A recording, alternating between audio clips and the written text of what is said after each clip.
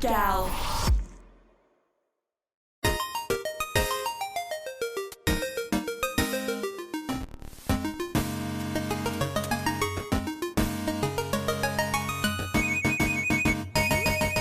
Hey guys, and welcome to Get a Life podcast. It's me, Bish, and I'm joined by Jacob. Hi. Jacob, what are we talking about today? Food. Food, yeah, 100%. That might be what we're talking about, but I don't know what actually... That was a bit of a curveball. We are actually talking about Genshin Impact. I believe it officially released in 2020, isn't it? But it was like in beta before that. Yep. So before we get into the main discussion of the episode, I just want to thank our sponsors, Crunchyroll and Sugoima. In addition to that, if you really like the show, give us a 5-star review on your podcast platform, whether that's Apple Podcasts, Spotify, Stitcher, etc., because it really does help us out a lot. So, Jacob, Genshin, aka Genshin Impact. Genshin Impact. Genshin Impact. You know what? How did you get started into Genshin? I mainly found out about it on Twitter, I think. Like, a lot of people I knew were, like, super hyped for it, and they would not stop talking about it and, like, posting about it. And I was like, it seems intriguing. I'm not sure if I'm into it, but I'll give it a try. And so I gave it a try, and now I play it a lot. Like, in a week, how much do you play Genshin? Like, is it daily? Do you play, like, every once in a while? Like, what's your dedicated Genshin hours, if that makes sense? I would say, like, every other day. Okay. I sometimes have, like, those moments where I'm like, okay, let me just do the dailies and then, like, turn off my... Like, I play it on PS5 and PC, and I'm like, let me turn it off again. And then sometimes I have those moments where I just play for hours and hours and hours and hours. Like, it's like, very, like... I think it, like, depends on what mood I am in, and if, like, how much time I have and stuff. But the grind is real, definitely, and... Yeah, I feel like I spend way too much time on this game, and then I'm like, I should play this game more. Like, for me, it's a very, like, unbalanced, or is it balanced? I don't know. It's kind of wonky sometimes for me. Okay. Fair enough. May I ask, what is your adventure rank at the moment? I think my adventure rank is 56. Oh, okay. So you're near the end. I think the highest rank is like 60 or something? Yeah, it's 60 at the moment. Yeah, because that can always change, to be honest with you. I don't think they're going to just keep it at 60. I think they'll probably go higher than that. I'm actually surprised that there is an AR cap, to be honest with you. I always thought that it would just be unlimited, you know what I mean? But then I guess they probably have to do it to keep the game somewhat balanced and things like that.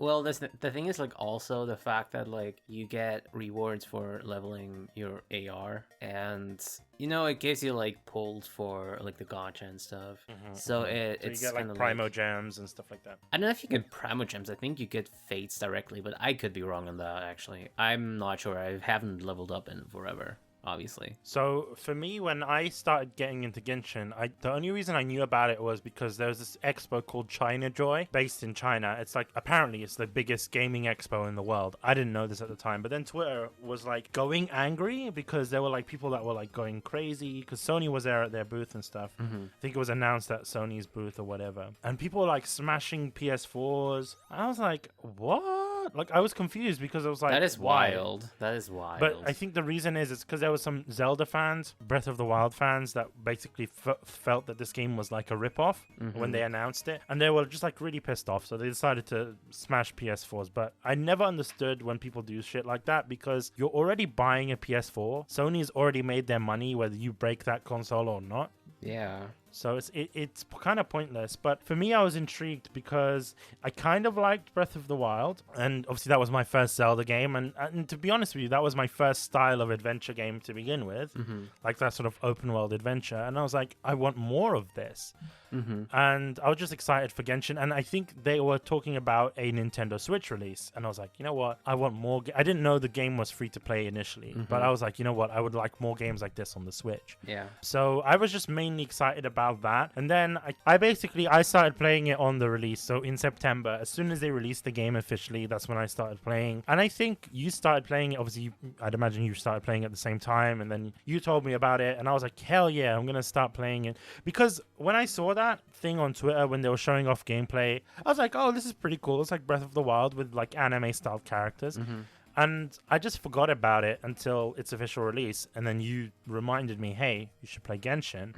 I didn't have a PC at the time, so I was like, oh, I can't play it on PC. You're like, oh, it's on PS4. Downloaded it on PS4. It was like 100 gigabytes. which at the time, other than Call of Duty, it was a huge game. Like, Yeah. and I didn't quite understand why, because at that time in early release, it was like there wasn't much content. I mean, there was, but there wasn't much places to visit. You kind of stayed in like Teviat and like Mondstadt and that kind of stuff. Do you know what I mean? Like, yeah. I don't think they had Liyue. No, yet, they had or- Leo from the very beginning. Because I remember, like, when I started the game, I would honestly like just start like exploring all like the entire map. Like, I would get all of those, you know, those save points, like the statues, and I would find Leo, and I was like, "What is this place? This is intriguing." And you know, like in the early days of Genshin, you're like, and you don't really know much because you know you don't want to spoil yourself or anything. But yeah, I was like really intrigued by how the story would go on. But I unlocked like the entire map as soon as the game came out. I'll be real with you. I don't even have majority of the map. Like, I just got into Liyue because I play the game very on and off. Like, for me, Genshin is that kind of game where it's like, I'm not a big fan of Gacha to begin with. And there are points in which I do kind of like the Gacha in this game, but it's pretty grindy. Like, if there's no other game for me to play, bear in mind, being a games journalist, you always get games to review and play, and some games you'll like, some games you won't. But when I'm playing Genshin, it's like, I always think to myself, should I be playing it? Like, I like playing it, but I always think, is there not a game that I should be reviewing right now? So, at least in those past couple of 2 years, when this game was released during, like, the peak of COVID, there was a lot of games that was coming through, and I always felt guilty. I was like, should I really be playing Genshin? Which is a free-to-play game. I have no commitment in terms of reviews, but you know, I have to review the new Warriors Orochi, or have to review this game or that game. So it was always like a guilty pleasure for me, if that makes sense. I didn't spend much time on it. It would usually be, at least initially, it would be like a couple of hours in a day. Like, I get back from work, I'd play like maybe 4 hours of Genshin, go to sleep, then start again. Like, that's how it would be. And then the 4 hours became 1 hour. 1 hour became maybe 1 hour, from 1 hour a week, from 1 hour a day, it became maybe 2 or 3 hours a week. And then it sort of became 1 hour a week. And then now it's like, I don't know, like, I don't go back. It's weird because I've got Genshin installed on my PC and I have it installed on my PS5. So they are quite varied experiences, because at least at the time, before they allowed the cross saves and stuff, your PS4 save would be different to your PC save. So I was playing it on PC when I got my PC, and it was just like, where the hell is my save? Yeah. And when I played it on PC again, I kind of fell in love once again. I know it sounds really weird. It's because I had nothing. Do you know what I mean? Yeah. Like, I didn't have any other characters. It was just me and Paimon, and we just fucking around. We're going to... Do you know what I mean? There was that experience there, and I kind of fell in love with Genshin again. But then I feel like it's going to get to a point where it's going to be like, oh shit, what the hell do I do? Because this is the one thing I don't like about Genshin, is the fact that after a while, it's just a serious grind. Like, I had to grind to AR 26 just to get like co-op play, and that was the main reason why I grinded to that point. AR26 for multiplayer? I think it's a little bit earlier than that. I think it's like AR20 or something. I don't even think it's 20. It's like, right, I mean, spoiler alert, I guess, but like you get multiplayer as soon as you beat the Ball for the first time. That's when you unlock multiplayer. It does really not. I think it does not depend on adventure rank. If it does, then I forgot. I'm pretty sure it does. Let me double check that. But I think it's just the mission, or like, it might be like 10 or something. But like, you level up 16. Yeah, 16, something like that. But like, that is done pretty quickly, you know, at the beginning. You know what? I'll be real with you. For me, it didn't feel like that. It felt very grindy to get to that point. But bear in mind, this was in initial stages of the game. The game is a lot more balanced than it used to be. So at least in the beginning, it was quite difficult to get, for me at least. I think it depends on the player, really, because I think you really went into it not really like exploring that much of the map, but like me, for instance, I would literally like search every single corner, like look for like the hidden treasure chests, like in the most random places, like do those puzzles and stuff. I would do all of that, and that's how I think I level up pretty quickly. I think if you take your time to do that, it doesn't take that long. That's true, but the thing is, for me, it wasn't a game that I necessarily had time with. You know what I mean? Like, playing 1 hour a week, it's going to take a hell of a lot of time to get to that Yeah. adventure rank. And to be honest with you, when I got to that adventure rank, it was just like, oh, okay, I'm playing co-op, but I'm not enjoying the co-op. You know what I mean? Like, there's no real co-opness to it. I think I was expecting it to play more like an MMO. Kind of like RuneScape, kind of like WoW, where you go into a lobby and there's just like so many different people there. And it's not like MiHoYo can't do that. I feel like they just don't want to do that because the game is not necessarily designed for that. But it would be cool, like, to actually go around and meet new people and meet new, like, because I remember back in the day when I was like playing RuneScape, you'd meet random people, you go out on quests with them. And here, yes, you can do that, but you're very limited with who you can bring with you. I think it's only like 3 other people and yourself for co-op, which makes sense because that takes place basically like if you have 3 people with you, you can only have 1 character. I think you can't bring 4. That makes sense. It's supposed to make you guys work as a team, but if you don't have friends that play Genshin, like I have you and I have Sven, but that's it. Like, we're the only people that I know in my friend group that play Genshin, and the rest of them are in the US. And that's another thing that I don't like the fact that Europe is separate from the US. Like, you can't jump into a different lobby, and I never understood that. Like, why can't they allow people to play with people from different regions? I don't really want to go in and make a US account and an Asia account. You know what I mean? Like, I just want to use my European account and then do everything from that account. Because if I made a US account to play with my US friends, that means I need to grind again. I need to unlock different characters. I need to invest a lot more money. Do you know what I mean? Yeah, like, I wish there was just an option in Genshin that basically allowed you to travel different regions. Like, if you wanted to join an American lobby, you can. If you wanted to join a British lobby, you can. Like, that would just make things simpler. But I think probably the reason why they don't do that is it might be due to the store. They want to limit it to people in that region because of price changes and things like that. I don't know. But I would like it so that you can choose what lobbies you go into, because then it would make it a lot more easier and a lot funner for me to actually go in and actually play with my friends. Because I think I've only played Genshin with you once, and that was like really early days. I think I was like AR maybe 20 or something like that,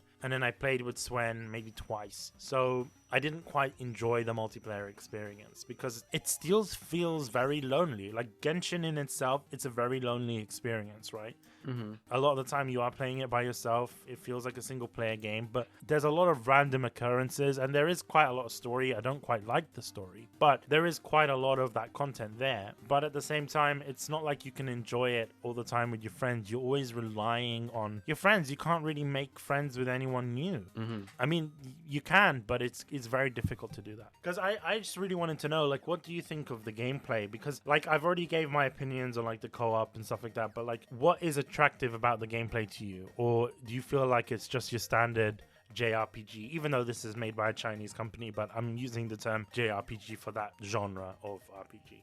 Honestly, for me, I think it's the variety in characters. I really enjoy the designs, the weapons. I'm not really somebody who's like keen on like collecting weapons or like being like, oh my god, I'm like so into like perfectly combining several weapons with several characters, because I'm like it can be so much work and people are like so, I guess, trained in like combining the two, and I'm just like, I'm just having fun with this. With the gameplay itself, I like it a lot in general. If like, it's a nice, for me it feels like a nice hack and slash game, at least, because it's like not a turn-based RPG or anything. It's like, you know, beat 'em up or hack and slash. Well, at the same time, it's open world. So I really enjoyed it so far. And I think what really does keep me going the most is just like the new characters that they always show us. I feel like characters are always like the number one thing that keeps me interested in a game. And for Genshin, that's usually what really piques my interest. And I think, to be honest with you, that's something that piques a lot of people's interest. And we'll get with this after the break, because we're going to go on a little ad break and then we'll talk in more depth about the characters. So we'll see you guys on the other side. Before we get into the ads, just want to shout out our coffee page. If you guys want to support the podcast either monthly or through a one-time donation, we really do appreciate it, because coffee doesn't take a fee. So all of the amount of money that you're going to be donating goes straight to us. So that's really awesome. We do have goals set up on there, like for podcast equipment, for artwork and things like that. So anything you donate is going to go straight back into making this podcast a better experience, a better show. We will be using it correctly. So I will assure you that. So that is ko-fi.com/GetAlivePodcast. Thank you. And back onto the ads. Now it's a better time than ever to be an anime fan with Crunchyroll that has the world's largest anime collection. You can watch new episodes 1 hour after they air in Japan, enjoy access to unlimited ad-free anime, read hundreds of chapters across dozens of manga titles, and save with exclusive Crunchyroll store discounts. So if you guys go to crunchyroll.com/kunai, that's crunchyroll.com/kunai for your 14-day free trial of Crunchyroll Premium service. Remember, you guys, we love Crunchyroll. We use them on Kunai. I personally love them. I personally use them all the time. We've been going to Crunchyroll events for a long time sponsor of the podcast. And you know what? They are the best place to watch anime legally online with over 30,000 episodes. And at the moment, if you're listening to this, they've got the largest fall lineup in history for fall 2022 with over 40 simulcasting titles. That is insane. So join Crunchyroll with our link, crunchyroll.com/kunai for 14-day free trial. In addition to that, you've got different perks with your premium service. You can either go with your mega fan, you can go with fan service, or your mega fan for 12 months. Personally, the biggest savings that you're going to make is if you do your mega fan option. If you live in the UK, that's only £60 a year. That's VAT inclusive. That's cheaper than any streaming service at the moment, especially if you're into anime. You got all your anime pretty much in one place. That's no ads, unlimited access to the Crunchyroll library, new episodes 1 hour after they air in Japan for your simulcasts, access to your digital manga, streaming on 4 devices at the same time, as well as offline viewing. You would not believe how many times offline viewing has saved me. Beyond the tube, there's no Wi-Fi, there's no 5G. I'm like, I want to watch anime. Boom! I'm watching Overlord. I'm watching Dr. Stone. I'm watching Naruto. I'm watching DBZ. You've got it all on Crunchyroll. So that's crunchyroll.com/kunai. That's crunchyroll.com/KUNAI.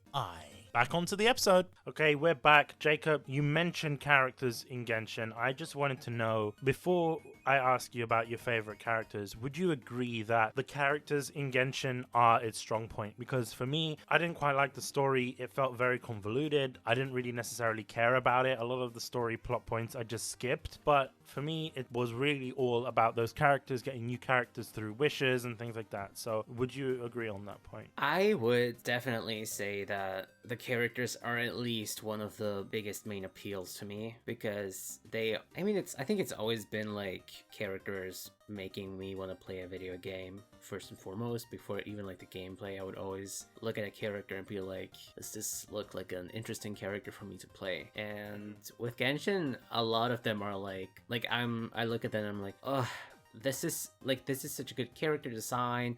Like, their personality is just amazing. I love them so much. Of course, there's some characters that I don't really care about much, but at the same time, it's like there's always going to be like that, characters like that. But I also do have to admit, I do enjoy the storyline a lot, because especially at the beginning, it just comes off as like a normal adventure and journey of the protagonist who's looking for their sibling. But more and more, I think that's what also like one of the biggest appeals to me right now is the fact that Genshin is way darker and way more secretive than anybody could have probably thought. And what do you mean by that? Like, is it okay if I spoil a few things here? Yeah, you can spoil it, it's fine. Okay, so we basically find the other sibling, but like they fight you. There's like so many tales of civilizations that have completely been destroyed, and like organizations like the Fatui they're the evil guys, and they are really cruel. Like, they recently revealed, I think, like the Fatui Harbingers. Is it Harbinger or Harbinger? I think it's Harbinger or something. I can't remember. Yeah, they recently like revealed a trailer of the Fatui Harbingers. That I think 3 of them you have already met in game by now, or you can meet in game by now, and it's like, they're such a dark organization. Like, one of them is called Dottore, like Okay. the doctor, and he literally like experiments on people and turns them into like, you know, those huge ruin guards, like those huge devices that you sometimes fight in Genshin Impact. Like he is literally cruel and doesn't give a crap about human life. And it's like, of course at the beginning it's, you know, you're in Mondstadt and you're like fighting the Valen and you're finding out so much about the I think they're called the Seven, and it's like you basically help out a lot of people, but over time you learn more and more about how fucked I guess how fucked up or how messed up the story is, because there's like a lot going on. I don't want to like talk about every single thing, but from the outside it doesn't look as or seem as dark as it actually is, and that's why right now I'm really intrigued by the game, the characters, and the story. So, in terms of the characters, who would you say are your favorite characters? Because, as you guys know, Genshin is, you know, prides itself in its characters. You've got characters from all the different territories in the game, and you've got full voice sets. So you've got, I think, what, Korean voices, Japanese, Chinese, Korean, English, Chinese, and Japanese. So that's quite a lot, and considering the amount of playable characters, it is a lot. Who would you say are your favorite characters? Oh god, I have a few. Oh, and before you answer, also, what language you prefer playing Genshin in terms of your voice languages? Oh, Japanese, easily. Okay. And honestly, one of the biggest reasons, and I feel like you're gonna roll your eyes at me for saying this, but like, I don't know if you know the character Ningguang. She's from Liyue, and she's like an elite character in Liyue, and she like the lady with the blonde hair. Yeah, her Japanese voice actress also voices Beatrice in Umineko. So like, Okay. It's the same with for people that don't know, that's Sayaka Ohara. Exactly, Sayaka Ohara. She also voices Mercy in the Japanese dub of Overwatch. I like Ningguang, but I do have other favorite characters. So I think so far my number one favorite character is probably Arataki Ito. Okay, yes, hell yeah. He kind of gives me that, I forgot his name, that guy from Samurai Warriors. Keiji Maeda. Yes. Yeah, exactly. He reminds me a lot of Keiji. Yeah. 100%. And the thing is, like, he's like, Ito is such a dork. Like, he's such a Dumbo, but like he's like a loving Dumbo. That's the thing. Like, he sees himself as the baddest guy, but like, if you would call him that, it would probably be like the baddest guy on like SpongeBob SquarePants level. Okay. That's what I'm thinking of. Like, he thinks it's the toughest and stuff. I'm just like, yes, you are, you little puppy. The scrunkly. The scrunkly. Oh my god, I hate that meme, but yeah. The scrunkly. Double tap now if it's scrunkly to win. Yeah, I kind of get that vibe. The way you described it, I was like, it's definitely that scrunkly meme. I mean, a lot of people like think he's like a fucking idiot or something, but I'm just like, so what if he is? Leave him alone. You know, he's like, also very attractive. He is. Oh my god, when he dropped, I was like, whoa. Like he dropped like one day after my birthday. Wow. And I was like, nice birthday present. Yeah, I got him to C6 that day. Like constellation level 6. Damn. How the hell do you get to do that? Don't you need to get like duplicates of the character to? Yeah. Damn. Don't ask me how much money you spent, because it was I'm not gonna ask you. That sounds like a lot in one day. You know, one thing that I will mention is that, yeah, we did mention that Ito is a very attractive character, but I've noticed that what I like about this game quite a lot is that there's fan service for everyone. Exactly. You know what I mean? It's not like, I'm sorry to call out Koei here, but it's not like Koei. You know what I mean? Like with DOA, and it's all like tits. This game has got everything. If you like hot guys, they got it. If you like hot girls, they've got it. They've got everything. And I'm not saying that's everything about the game. Don't get me wrong. These characters do have for some people it is stories, and for some people it is, and that's, you know, up to them. But I'll be real with you, like, the characters do have a level of story behind them. I think the characters' individual stories I find are more meaningful than the game story, if that makes sense. Although they do kind of cross over every once in a while. And I'll be real with you, there are some characters that I don't quite like, and I'll get into that in a little bit. But you know who my favorite character is, Jacob? Is it Klee? No, it's not, you know. Is it Amber? No. It used to be Klee. It genuinely used to be Klee, because Klee does a fuck ton of damage. Yeah. Like genuinely. So I got Klee, I think straight away. I think I got her on my first pull. I think like I done the wish, and I literally the first character I got was Klee. I was like, damn, when she first came out, and I was like, hell yeah. Nice. And she's a small character, don't get me wrong, but she I does a actually lot pulled of her. damage. She's right now she literally returned alongside Kazuha. It is Kazuha, right? I think so. Because like I always mix up Kazuha and Kuzuha from Nijizanji, because like it's literally only one letter that's different. But yeah, like I pulled Klee, and I'm really happy because I was waiting for her to come back. See, that's another thing. I didn't necessarily know that they had like they removed characters from the banner and stuff like that. So It's not really like removing them. Like they only make like I think at this point the like all the new 5-star it's 5 stars, right? yeah, I think so. All the new 5-star characters are limited at the moment. Like they always like bring them back at some point, obviously. But like there's like Jean or Diluc or Kijing or Mona who are permanent, and those are honestly easier to get than the permanent 4 stars, which are Kaya, Lisa, and Amber. You know, all the initials, because like I have pulled Diluc so many times, but I don't think I've pulled Kaya like even like 3 times, and I'm like trying to get him to Constellation 6. But he just does not have a like a rate up or anything. So I always have to buy like one of his constellation levels in the Stardust shop, which you get by pulling, obviously. But yeah, so who's your favorite character? So yeah, I would say it's like I mentioned, it was Klee before, but it is actually Barbara. Oh, And Barbara. there's a reason- Oh, there's a reason right. behind Oh my that. god, I forgot. There's a reason behind that. It's because I don't use Barbara on my team. Like she's mainly like she has like healing magic and stuff. I have no use for Barbara. The main reason why I like Barbara is her story, but also at the same time, it's just her character. Just so I don't know. It's like she's very calm, collective. She makes you feel, I don't know, it's like she makes you feel like not depressed. Like I was playing Genshin, I was really depressed when I was playing Genshin, and there was like a moment when they released like this sort of POV video with Barbara, and she's like, it's like she's talking to you, and she's talking about the spicy dried fish or something. And I was like, Barbara, why? You cured my depression. Like, genuinely. I know it sounds really bad, but during COVID, we were kind of all, and this is to everyone, during COVID, everyone was sort of isolated. And I think that video kind of made a big difference because it was like we couldn't necessarily have human interaction, if that makes sense. But like in a way, you're having interaction with this character, and this character actually cares about you. And she doesn't because she's a video game character. But I kind of felt that connection with Barbara as a character. Here's the thing. Barbara is supposed to be like the idol character in Genshin. Like she's literally an idol in the game. And that's probably one of the reasons why she has that effect on people.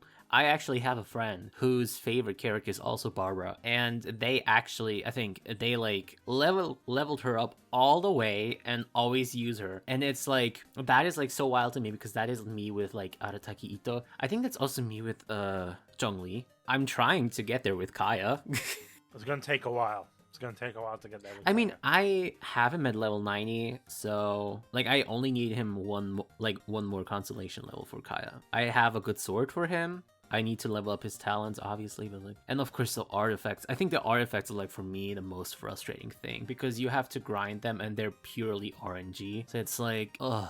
Like, and you spend so much time, and it can really take up a lot of your time. Like that for me is the issue. Like if you had at least something where it was like the game being like, hey, like which stats are you like aiming for? Like maybe that'll give you a rate up. That would be amazing, but it would also be kind of broken, I guess. So that's probably not gonna happen. But yeah, you know, like in terms of other characters, because I'm looking at the character page now, there's so many characters that I think the last time I played Genshin was when Diona was introduced. Oh, Diona. Like, I do have Diona, and, like, to be honest with you, I don't know if it makes sense to have smaller characters in Genshin. Like, is the hitbox the same, or do they lower the hitbox for the smaller characters?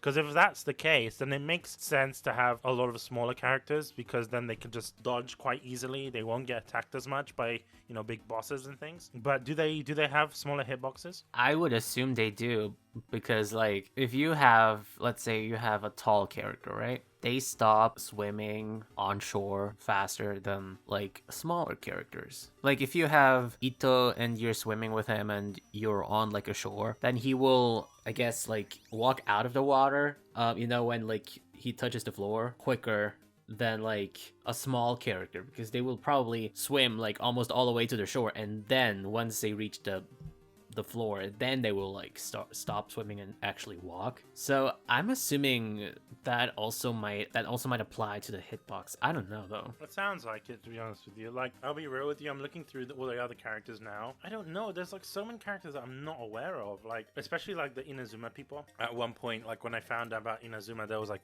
3 characters that were announced or something like that. I think it was Ayaka. Probably Raiden Shogun and Mikujo Sara, I think so. There wasn't that many characters, so I was just and like, maybe Miku as well. to be honest with you, I haven't even entered Inazuma, and I think for me, like the way that Genshin sort of designs these cities and towns and stuff, it's like each one has its own cultural theme. Like Liyue is supposed to be inspired by China. Mondstadt is like the Western world, right? Or at least Western castles, I think Mondstadt is actually supposed to resemble Germany.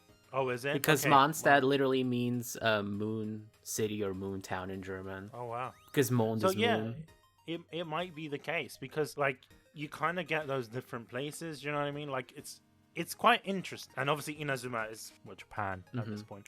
So I want to see what else they do. Like, what other places would they, and like where would they go? Like, are they gonna have like a desert town? Are they there's a lot coming. Right now they're like about to, I think like patch 3.0 is gonna be dropped very soon. They've already like shown some of the new characters. I don't really know which part the new region, like which real region it's based on, but like there's a lot coming. And I also know, so like as I mentioned, like the Fatui, so they come from Snezhnaya, which is supposed to be Russia. And I mean, I think it's fascinating how they like have all these different countries and stuff. Yeah, to be honest with you, I think that would be quite interesting to see more. And it's just the design of these places are great. Like for me, when I first went to Liyue, I was like, hell yeah, I'm gonna stay here all the time, because I'm a big fan of that sort of architecture, like Chinese architecture, Japanese architecture, that kind of stuff. So it was nice to see, and it was nice to see that the characters were designed differently. Like their clothes were different. Obviously their names are different as well. Like they also have that level of cultural identity when you look at them. Like, I'm not sure. Like, for example, Hu Tao, for example, right? She's got, like, her color palette is very, very unique, very, I would say, like, resembling of, like, similar to, like, the Chinese flag. You got a lot of reds coming from her color palette. And I think, I'm not necessarily sure about her storyline, because I don't actually have her or really interacted with her as a character. But if I'm not mistaken, she has a very sort of cultural story, if that makes sense, right? There is a lot of cultural references in her character. I mean, she's literally a director of a funeral parlor, so wait, yeah, my favorite funeral event. Oh my god, you said it. You did. Well, I did, yeah. This is my favorite funeral event. In Liyue. In Liyue. That's what she does. Hell yeah. She literally, you know what? And this is a funny thing to me. I mean, it's kind of sad at the same time, but she literally always tries to bury Chi-Chi, who's an undead being. Was a zombie. Yeah, she always tries to get rid of Chi-Chi. So like, I mean, she literally makes money with death, The funny thing about Chi-Chi as well is that she's also one of those smaller characters, but I find it very odd. She's a zombie, yet she's pretty chill. You know what I mean? Like, she works for the pharmacy. Like, I don't understand her character at all. Like, she doesn't look like she's dead. You know what I mean? I know, but like I think that like maybe this is like the character she has because she died, maybe she's like, maybe she's just like that because she's undead. Maybe, I don't know. And also you have to bear in mind the clothes that she's wearing. That is like, I forgot what it's called. Is it Chinese or Japanese? But like this is literally like the type of clothes like they give to like zombies are undead beings. Okay, so that's what I'm saying. So there is a level of cultural references and stuff, which is quite nice. So it's nice to see that level of diversity in a game like that. There has been controversies in the past, though. I will say this, I'm not going to deny that, with certain characters that are sort of branded as exotic, and I think that's kind of disgusting a little bit. I've been been doing some research, and it was like mentioned that a lot of the characters that are like darker skin and stuff are sort of branded as exotic characters, which is kind of lame. I'll be real with you. I don't know if that's been branded like that in the West, but it might be in like China or something. I think MiHoYo has addressed it, and they probably have apologized about it. So I would like to see a little bit more diversity. If they have like a desert place, I want to see like more Bedouin style characters. You know what I mean? I want the level of diversity that you get in like a game like Overwatch. You know, that's really what I want the end game to be effectively. So I kind of want to see that. Alrighty, so you basically want to see Genshin Impact as a first person shooter. No, I don't mean like that. I mean like in terms of its you characters. You want Genshin... a character who goes GG at the end. Yes, exactly. I want a collaboration. You know what? It's funny because there are already collaborations in the characters of Genshin. They've got that character from Horizon. What's her name? Aloy. Yeah, so she's only available for the PS5 and PS4 version, no? No, she was available for them first alongside her bow, but like she was made available on all other platforms later. The thing is, they didn't really seem to care much about her in the first place. I think this was like a really on the whim decision because like she doesn't have any constellation levels. She's pretty much a lackluster character, which I think is a really missed opportunity. That's the thing though. Do you want to see them do more collabs? Like because I know there's other like, especially with Chinese game devs, there's a lot of like mobile games that do like collaborations with Persona 5 specifically, or like, do you want to, like, for example, do you want to see Joker? I mean, I don't know how the hell Joker would work in this game, but would you want to see that? Yeah, Joker from Persona 5. Like the MC. I don't think I would like to see Joker in this game, but, like, if anything, they could make something Persona inspired, maybe like a dungeon or something. Oh, yeah, maybe. Or, like a skin for, like, a certain character. And that's another thing that I mentioned. When I stopped playing, there wasn't character skins, and apparently now there is. Yeah, but they actually started with skins last year in summer, so they've been around for a year now. Do they have other skins that aren't swimsuits? Because I think they had like a Barbara swimsuit. I mean, that was for last year for the summer event. So right now we have swimsuit, Jean swimsuit, Barbara. By the way, they're like classy and not like, I mean, this is not supposed to be like to sound like awful or anything, but like they're not like bikinis, but instead like they're really cute outfits and like elegant. So they did not just slap some bikinis on them, but like which is surprising because there's a lot of people that play Genshin that may be looking for that sort of content. I think it was like last year they introduced some new regulations in China with like video games that like address revealing clothes. So like they actually gave, I don't know if they're like only alternatives as well in China, or if they're like permanently like used on the Asian or Chinese servers. Basically they gave Jean, Amber, I think Jean, Amber, and Rosaria. They basically changed their skins so they're not like as revealing. Honestly, some of those skins really look good. I get that, like I get the controversy. Obviously, I understand what's like happening. Would you want to see those alternate skins for that Chinese region to be available in Europe and America? They are like to swap out of and stuff. Yeah. Okay, so that's pretty cool. I kind of like that because it's like if they'd only given it and then not given it to the rest, I would have been a little bit pissed off. I just don't know if they're like enforced or like if the classical skins are like prohibited in like Chinese speaking countries. That's the thing. Like I don't know if they're like completely taken out of the video game or if they're like still in there and you can still like switch to them. So I don't know. You know, one thing that I do want to see, because we mentioned that collab thing, and when I'm looking at Rosaria, I kind of want to see like a Chidori from Persona, because she kind of reminds me of Chidori from Persona 3. I would like to see her have the Chidori costume. I know it sounds really dumb. I can see it. I don't know. Do you know, it's that crown. And I think it's the hair, it reminds me of her completely. But yeah, there's so many different things like that I would like to see. I mean, in terms of characters, I'm pretty happy with the characters. Yes, the characters end up sharing very similar movesets. They just have unique attacks. But at this point, I'm not too upset about that because we've seen it with so many other games.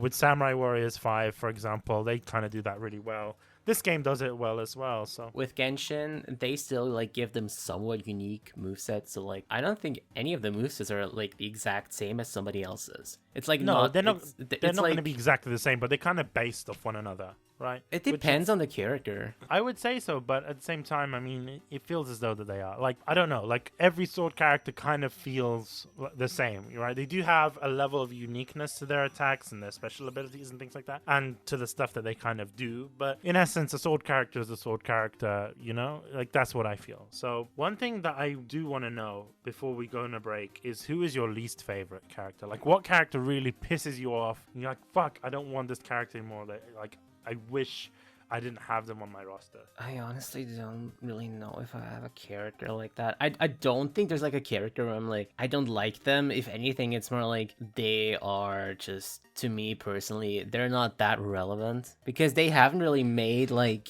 an impact on me. Oh, What? they didn't make They didn't make impact. a Genshin impact, yeah. Oh. I guess like actually, you know what? I literally did a tier list on Genshin characters like not too long ago. I have to see if I can still find them. You know, for me, while you find that, for me, my least favorite character is Razor. Fucking hate. Okay, just say you have no taste and go. I'm sorry, I don't like Razor. Like, Why?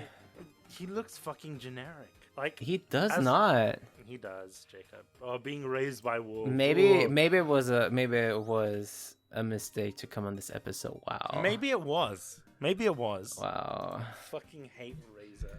Jesus. You know, can I give a shout out to another character? Why? Shout out to Venti. For what? Because Venti's awesome. Why would you go ahead and say Venti's awesome but tear down Razor? What, are you saying Venti is a shit character in comparison to Razor? No, I'm not saying that at all. I'm just asking you why you hate Razor. That's not why I hate Razor. It's just out of all the characters, I think Razor's just like so uninspired. You know what I mean? What are Like, you? this- What the fuck are you saying? He's got a literal. He's got a No, literal Jacob. fucking wolf god with him, Yeah, I don't like that. and Look, he's a fucking he's a sweet savage boy. Okay, leave him alone. no, I don't like him. Look. Well, I don't like Be- you. Well, thank you. I appreciate that, and I appreciate your opinion. The fact that he's an orphan being raised by wolves is very cliche. It's very cliche, and I don't Why? like cliche. I don't know, but like, how many stories have that? You know, like a kid that's grown up, like, was raised by like animals, right? Tarzan. what for about example. Like, I don't like that story beat. Like, it's not I'm not a fan of it. I'm not saying he's a shit character. It's just out of all the characters in this game, You said have to have you said you hate him. I hate him. Yes. Ugh. He's not Venti, all right? Venti's one of my favorites. His name is dumb as well, like Razor. Venti is literally a fucking Starbucks size. What is your Yeah. point? You know what? Starbucks should do a collaboration with Genshin. That's something that I want to talk about after the break. But Starbucks should do a collaboration with Genshin. Anyway, Jacob, I can't stand this guy. I can't stand this guy. look, I'm sorry.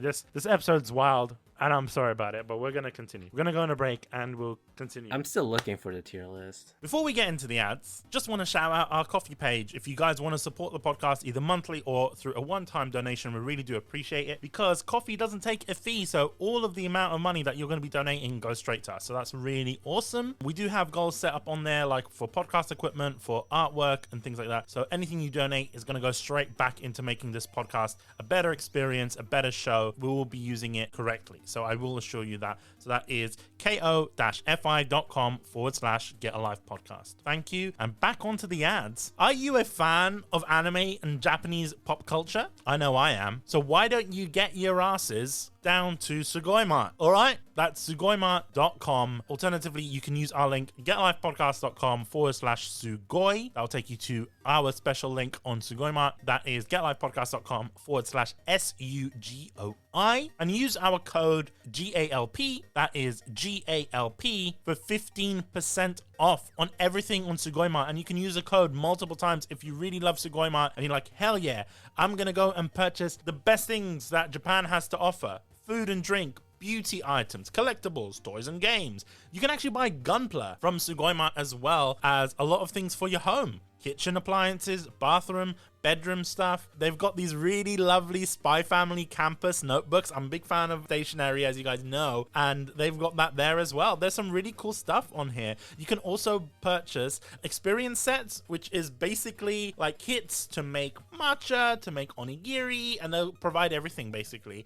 Whatever you want, Sugoi-Mart has got it. They've got a lot of really cool stuff from Japan, and as you guys know, every sort of month or so, they give us care package that we show off to you guys, which I think is pretty cool. So they've got really nice stuff included. They also sell Pokemon cards and a lot of genuinely hyped stuff. What we want to do is that we want to find out the weirdest things on the Sugoi-Mart website and get Sugoi-Mart to send them to us. So Sugoi-Mart, if you're listening, let's prepare that. Let's just get the weirdest stuff and send it my way. And we'll talk about it on a episode of Umai. They've got some really, really nice stuff. If you want to get items from Japan quite easily, some really nice quirky items, then you can go to sugoimart.com, use the code GALP for 15% off on your purchase. They've got some really nice stuff, whether you're an anime fan, whether you're a fan of Japanese culture, or even if you're a fan of Disney. They've got a lot of Disney items on there. So experience Japan from the comfort of your own home with Sugoi-Mart. Use the code GALP for 15% off. Thank you, Sugoi-Mart, for sponsoring this episode of the podcast. And back on to the episode. Jacob, you're still looking for the tier list, but in the meantime, we're back from our break. Do you know anything about Hoyoverse? Sorry, do you know anything about Hoyoverse? I don't know that much. All I really know is like the fact that they made games like Honkai Impact. They're actually dropping a new Honkai Impact game in the future. 3D one, I think. It's gonna be in 3D. I mean, yeah, it's like an RPG. So it's funny because like I mean, obviously, I don't know if you can count her as like a Genshin Impact character. I actually have Aloy as the last spot. Okay. Because like I mean, she's not a Genshin character, so I don't know if she counts. But I just don't see why she's in the game. Like if you're gonna put her in the game, like give her something, but like she's literally like she's so useless. That's the thing, she's useless. True. She is the Sakura of Genshin. Like Sakura from Naruto? Yes, that was the meme, yeah. Sakura from Naruto. No one likes her apparently. I've never seen Naruto, so I can't say. Let's take Aloy out of the picture. Who's the next sort of person next to Aloy on that list? I'm going to leave out the characters who like have been mentioned in the past and just like I think I have Diona as the least favorite.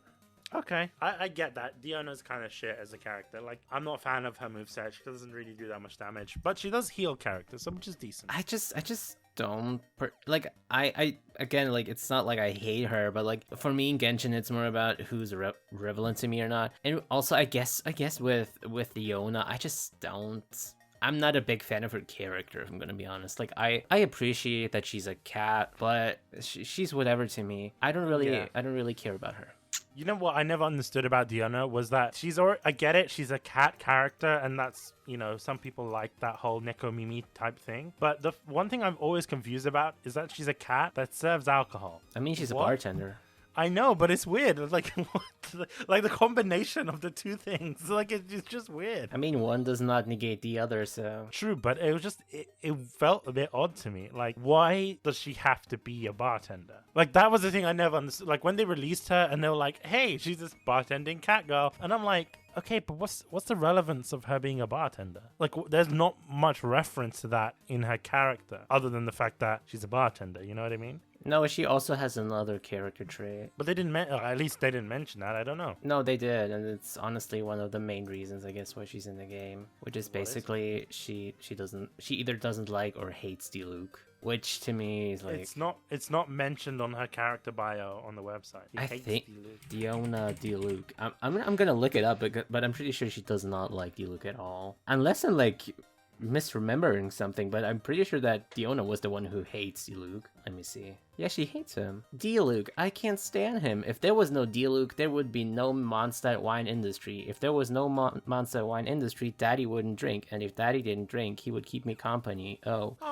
So I guess that's why she hates. You know what? I feel bad. No. You just dropped a bomb on this episode. That made man. How is it that you've seen that story and you don't want to cry and you put her as like your least favorite?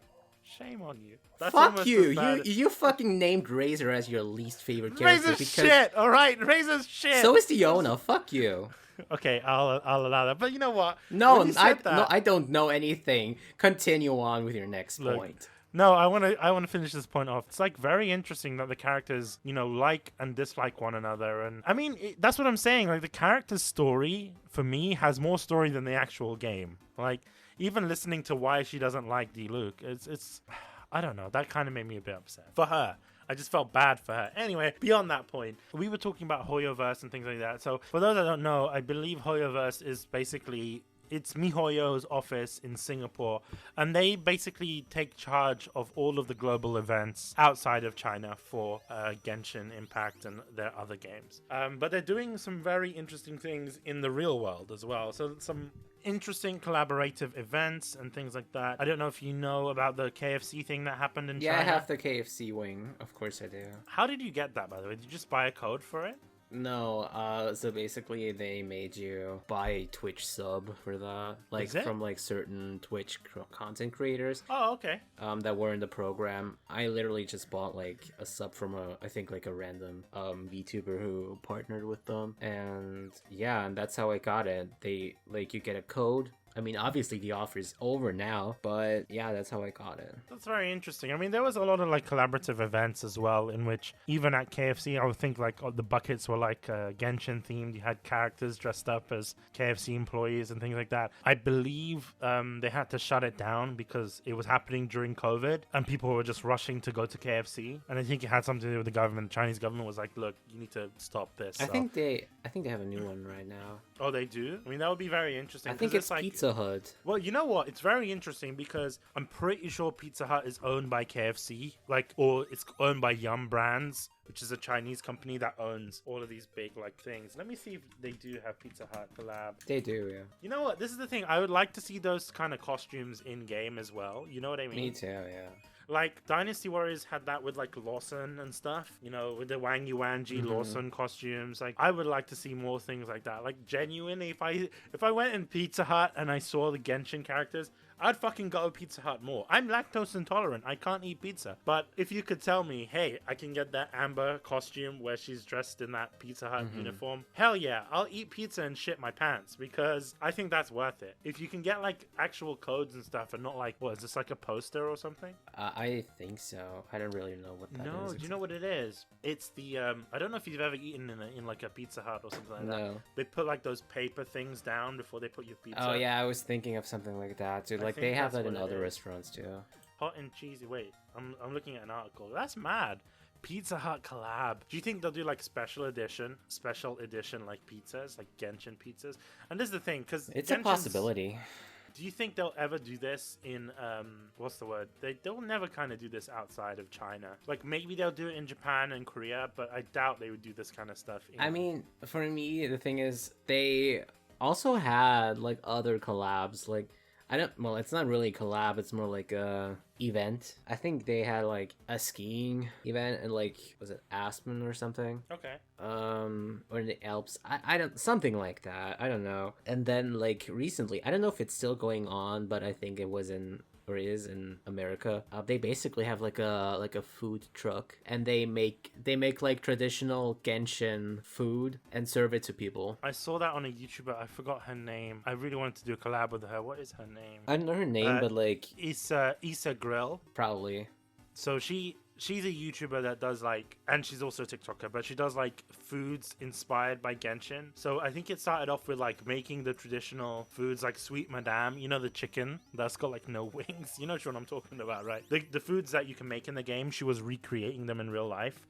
And then it got to a point where I think MiHoYo got involved and they started to sponsor her, and now she's doing videos about these food trucks. So she's actually traveling around America, like just going to these food trucks, and you get like like special items and things like that, and special collectibles. Mm-hmm. And I think also that they're doing stuff at conventions. I think they're doing some stuff at Anime Expo. They're not doing things in Europe, and I think they should do more. Like they want to open more MiHoYo studios and stuff like that. They want to open one in Los Angeles, I think more in Asia, and there's going to open one in Montreal in Canada. So it makes me think, like, how come they don't open one in France? How come they don't open one in Germany or in the UK or something? Because I think having a European presence would be great, because there's a shit ton of European players of Genshin, and I really think it would be nice to have these sort of events. Like, yes, maybe if it's not a Pizza Hut collaboration, because I don't know how many people in Europe will be like, hell yeah, we need that Pizza Hut collab, you know? Yeah.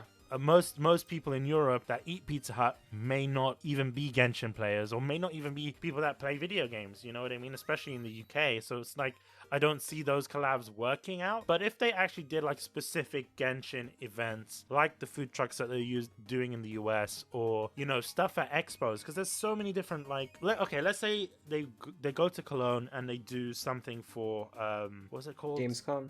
Gamescom. Yeah, if they did something for, they're a games development company, they could easily do something for Gamescom, and they've got money. The fact that Genshin, I think in its initial release, made like $4 billion in that initial release year, so they've got the money to do crazy shit like this, and I really want to see more of it, because it's stuff like that attracts the player base, you know what I mean? Like, people that don't necessarily know about Genshin might see these characters and might be like, hell yeah, I want to play it, right? And more players means more money means more development and improved things, because I remember Genshin back then is not the same as Genshin now. Like, it's changed a lot. There's a lot of content that's been added for free because of this very interesting marketing model. I will say at times it is a little bit predatory and a bit grindy, you know what I mean? Like, having to use like the constellations and stuff, you basically need to get repeats and stuff like that. I kind of dislike that. I wish that there was an option in which if you wanted a particular character, you just pay X amount of money and skip all of the wishing. They wouldn't make as much money. They'll probably make more money from you buying the Primo Gems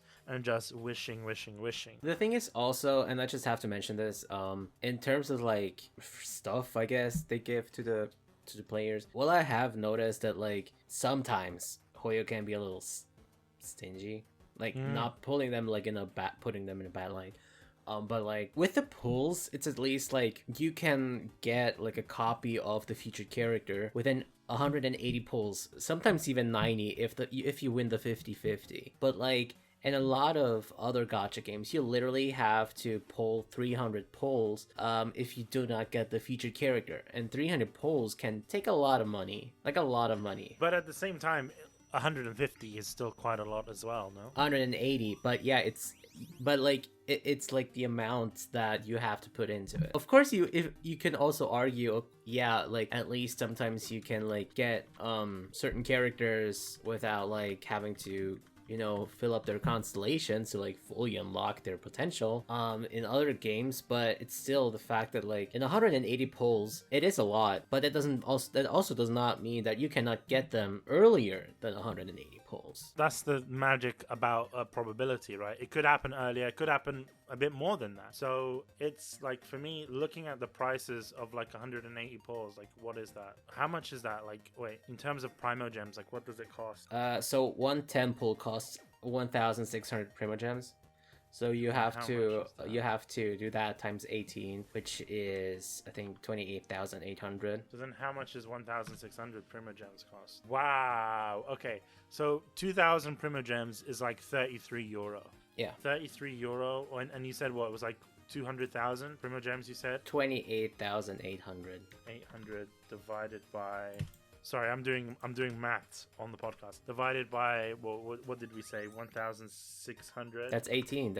I literally told you that. Okay, so 18, we'll times it by that 32 just to make it a little bit easier. It's like 576 euros. Yeah, so for one character, that doesn't seem worth it. But bear in mind, that's only if you want to pay for it. Like, you can still get Primo Gems just by playing the game. So it's not like you only have to rely on your own monetary things. But that's what I'm saying, Jacob. It takes ages to get that much Primo Gems, to get that character that you want. like $500 to get a single character. That's is what not fair. free-to-play games are usually about. I get that. I understand that, but it's different from other free-to-play games because this is something that I wanted to bring up. Like, people say the same shit about games like Call of Duty, and they say the same shit about games like COD and games like Battlefront, Star Wars Battlefront 2, where they had that whole issue with Darth Vader, and you can only get Darth Vader through loot boxes and stuff like that, even though people paid $60 for the game. Even if you do pay $60 for a game, I haven't seen loot boxes in games like that are that predatory. Like $500, yeah, I get it. There's always the option of not spending. And to be honest with you, I am one of those people. I haven't spent money on Genshin, but I managed to get the characters that I want. Like I got Klee, I got Chi-Chi, I even got Diona, and I'm incredibly lucky with Genshin. Like I always get at least 1 or 2 pulls. I think 5 pulls maximum, I'll get the character that I want, which is, I don't know why it happens like that, but that's just the odds that I managed to get in Genshin. But most people won't get that. It's just a game of probability, and there will be people, like I've seen streamers that they will spend a shit ton of money, but they're streamers at the end of the day. They know that they're gonna make the money back from the views and from people like donating and stuff like that. So if you're part of the partner program, you do get Primogems for it. And I am not saying this, I am not a partner of this, by the way, just so you know, but I have seen in the past videos of partners accidentally showing that on their stream, and they, like, MiHoYo throws a lot of Primogems at them for literally being a partner of the program. It's the same with like other games developers as well. Like with Call of Duty, they tend to give them like COD points and stuff so that they can get those packs and those map packs and those things day one. Do you know what I mean? So I'd imagine that they do the same thing with the Primogems because it doesn't cost them anything to give them the Primogems. And in fact, showing on stream, oh shit, we've won this or we won that. It's kind of like the FIFA pack on opening on Twitch. Like a lot of people on Twitch and YouTube back in the day, they'd open these FIFA packs and be like, oh, they go crazy over that shit. So to me, it's the same. I think people tend to give Genshin a pass because it is a free-to-play game, but I haven't seen any game, whether it's free-to-play or you pay for it, in which it costs up to $500 to get a character that you want. It's kind of ridiculous to me. Like, I really can't get on board with that. For me, it's honestly the thing, like, of course, it's like also like if you pay more, you obviously get more Primogems. So like if you have, so like, like there's like always like certain packs, like 100 gets you like I think 8,000 or something. So it's like literally if you pay the higher amount, you pay less. Yeah, in a but way. that means you'd have that money on hand. Exactly, you know what I mean? Like, that's what I'm saying. Not everyone. A lot of people that play Genshin, and there are people that will invest a lot of money into it. Don't get me wrong, rich kids and things like that. But there are a lot of people that are working paycheck to paycheck, and I've met people that are like, yeah, I play Genshin because it's free to play, and I really like the fact that I don't need to spend $60 or $100 on a game. But then by that logic, they're still spending every month at least maybe $20 on Primogems, and it's if like, they want dude, to. If they want to, but then it's like you're talking about, oh, the game is free, but at the same time they're still spending more. Do you know what I'm saying? They're spending more on Genshin than they would on, like, for example, I'm going to compare it to Breath of the Wild. I know a lot of people don't like comparing Genshin to Breath of the Wild, but no, a lot of people do actually. oh, okay, so then I'm going to compare it. So Breath of the Wild is a $60 game, right? And Is it's it always still? remained at that. Yeah, I think now it's sort of jumped down to like 50, but it's still very high up to the original asking price. So, it's a $60 game, right? You pay that $60, you're done. You know what I mean? It is an initial investment of $60, and yeah, there is DLC. So let's factor DLC in there. We'll say it's $100. Okay, and you can get hours and hours. There's still people playing Breath of the Wild to this day because there's so many things that are undiscovered or things that they haven't discovered through their first playthrough, things like that, right? And then Genshin, which is a similar game. Genshin's free to play, which is very accessible to a lot of people, but then people will get to the point where, oh, I'm sick of the grind. I'm going to drop $10 on Primogems this month. And then they do that for a year. Every month they drop $10. It's not a lot. They don't see it as a lot because, hey, it's just $10, right? But at the end of the day, that $10 in that 1 year, you've spent more than Breath of the Wild. This is the thing that I'm saying here. It's like there are people that are like, I'm not going to play other games, and the reason I like Genshin is because it's free to play. I don't need to invest. But then, they kind of shit on the fact that, oh, games are too expensive. But at the same time, they're still investing more than buying. And there are people that will spend more money than buying a AAA title every month. Like, there are people that I know that spend at least, they dedicate $100 every month to Genshin, right? And I'm like, dude, dude, you could buy a new AAA game every month with that money. But then they wouldn't do that because they see that as a waste of money. You know what I mean? Like, that's the logic that I don't understand. And that's what I'm saying. That's where the sort of manipulation and this level of predatoriness that comes with this style of gacha game, right? Because I don't see that many people spend that much money on a game like Love Live, for example, right? I mean, there might be people that do, and it could be the same with Grand Blue Fantasy. Like, I know that in the West, people tend to, well, not always, of course, but like, I know that in the West, generally, I think people try to back or shy away from, I mean, in a good way, obviously, from like spending that much on a mobile game. But like, if you take into account in like certain regions where, you know, you have idols or something, it's the same as like having like a bias in a group, and like you have your favorite idol and you just pay so much money to like have all their merchandise. It's the same way with like mobile games and like characters and their cards, you know? It's the same thing. When we're talking about idols and stuff and you're paying for merchandise, first of all, you get physical merchandise, and at the same time, it's not like you're going into like a, if you want to buy anime merch, or if you want to buy like idol merch and things like that, you can go to a specialist shop and buy that stuff whenever you want, right? You're not put into a lottery to get a, you know, piece of merch. For some people, it literally does not matter if it's a fictional character or a real person. If you have someone you just enjoy so much. No, I'm not talking about that though, Jacob. I'm talking about the fact that the difference is that if I want to go buy merch for even other Genshin merch, like if I really am invested in the Genshin characters, let's say I'm a big fan of Barbara, right? And I want to buy the Genshin figurines, I can go out and buy them. I don't need to go into this magical lottery system and then pay money. Like, it's not like I'm paying, it's not RNG based, right? You know what I mean? I could go into a shop and buy it. I can go online and buy it. So this is my issue with Genshin, and not just Genshin, with a lot of free-to-play games out there and a lot of gacha games, because at the end of the day, you know, depending on where you live, it might be considered as gambling, right? People had the same issue with Call of Duty. People had the same issue with Battlefront, that kind of stuff. So how is it that it's rated 12, it's rated PEGI 12, right? It's rated teen on the ESRB, but it's mentioned alcohol references and fantasy violence. So it's got a relatively low thing because of that. But once again, they don't rate the in-game purchases and user interactions in the ESRB. You know what I mean? Because there is no gambling mechanic in the actual game. Like, you can't go in and gamble using in-game currency, right? It's not like GTA or, you know, a game like that where you can actually, or you know, like Yakuza or whatever, right? But the gambling in itself is a game mechanic that is outside of the game because it's classed as in-game purchase, you know? So for me, like, I don't understand why that's not factored in, because it's a core part of the game. It's not an ancillary part.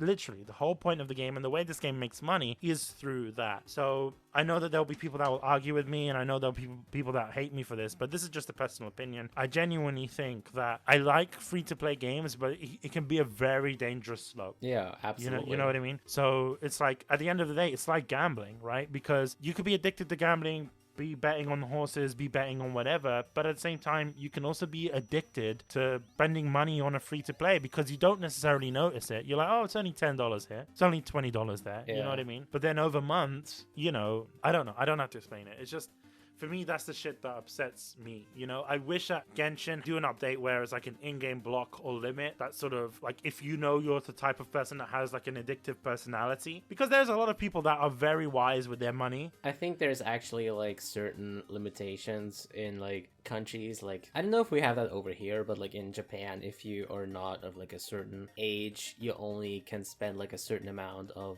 money each month, which is honestly really good. Again, I don't know if we have that at all. I don't think there's many European countries that have that, but I don't think it's up to governments to dictate that. I think it's up to those game developers to be like, hey, look, we want you guys to play responsibly, because they know what ages the people are, right? As you mentioned, like if it's someone that is clearly a child that's playing this game, because it's rated teen. So you can get people that are like, what, 8 years old maybe playing Genshin, or 14 years old playing Genshin and whatnot. So like, if there's someone that is clearly a minor or underage, they shouldn't be allowed to make excessive purchases, right?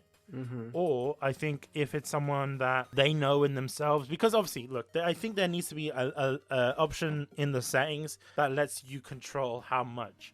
Because, for example, in the UK, there's this thing in banks. Like, I can open up my banking app and I can change what my credit card can do, right? So I can stop it from, if I wanted to make a purchase of alcohol, I can prevent my card from allowing me to purchase alcohol, right? Or I could do it like to stop me from allowing to use my card for betting. So I think there needs to be an option in Genshin that if someone does have trouble with addictions or things like that, to go in and be like, hey, when I put in $10 this month, do not allow me to purchase more than $10. Let the person set how much they want. Do you know what I mean? Like, to prevent them, like, hey, you've set this. If you want to override it, you need to blah, blah, blah. You know what I mean? Alternatively, I know that there's like parental restrictions on like certain devices as well. I don't know if like they also like count towards that kind of stuff, but I think they do. Like, they don't just let your children like pay anything they want. Yeah, but that's what I'm saying, Jacob. That's something that's on the device itself. I'm talking about something in game that needs to be done, because at the end of the day, you know, you could play Genshin so many different ways. You know, there are people that play on their phones, there are people that play on PC or on the PS5 or whatever. So there's also, oddly enough, there's so many different ways to get